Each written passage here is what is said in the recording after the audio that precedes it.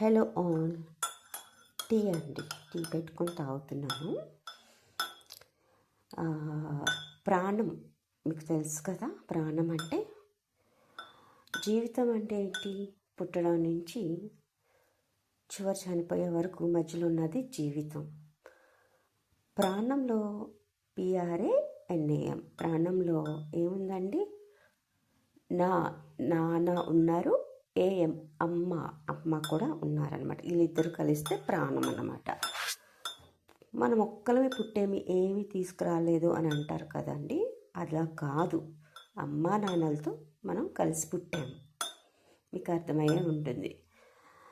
ఇంకా ఇక్కడ ఏమి పట్టుకెళ్ళాం కదా, పూర్తిగా అనిపించేద్దాం మనకు నచ్చినట్టు మనం అని చెప్పేసి అందరు ఇష్టం వచ్చినట్టు బ్రతుకుతారు.